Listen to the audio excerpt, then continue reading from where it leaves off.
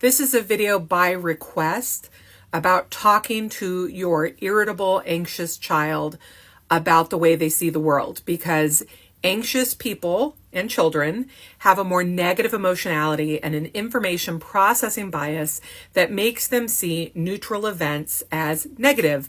This is why your anxious child might say, "Why are you mad at me? Why are you yelling?" when you literally just said, "Please take your cereal bowl to the sink."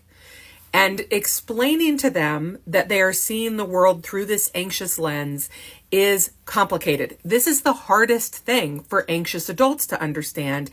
And sometimes it gets lobbed under toxic positivity because we're acting like it's all in the way you see the world. Obviously, it's not. Bad things really do happen. But the negative emotionality sees bad things where there are neutral things. And we need to understand that.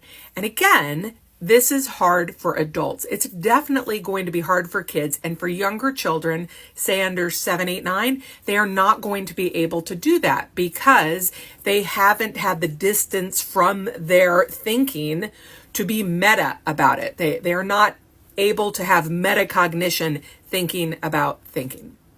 But that's something we can work on. So instead of saying, "What do I do to make them stop?" instead, we can say, "What can I do to help them grow into somebody who understands that?"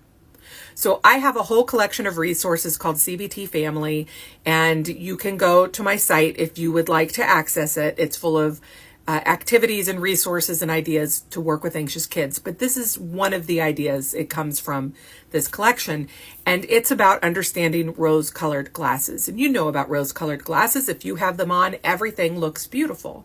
So you could go to the thrift store, you could get some old glasses, and you could put pink cellophane on them, or you could color them with a red marker. You could do that with your child, and you could look through them and say, "Look at the world. It looks so rosy. It looks so lovely." And then you could take some other glasses, maybe sunglasses that make things really dark, and say, "Now, when you put on your sunglasses, look how things look dark and dreary."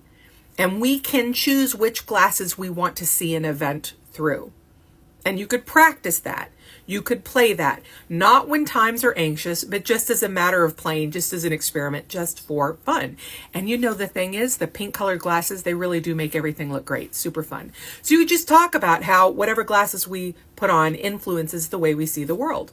For any kids who like fairy tales, if you have read The Snow Queen by Hans Christian Andersen, it starts with a goblin. I think it's a goblin. And he has a mirror that when he looks through, everything is ugly. And he breaks the mirror, and the mirror's shards go all through the world.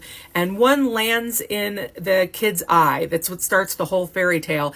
And he sees everything ugly and yucky, and he's mean to his best friend when that happens. Some people who have read that fairy tale, when I bring that up in sessions, that is a good metaphor for them. So much of therapy and so much of processing and so much of learning and growing is about finding the metaphors that make sense to you. So play around with it. Do you want to talk about an ugly mirror? Do you want to talk about rose-colored glasses? But remember, it's a growing process. Kids are not going to get it at first.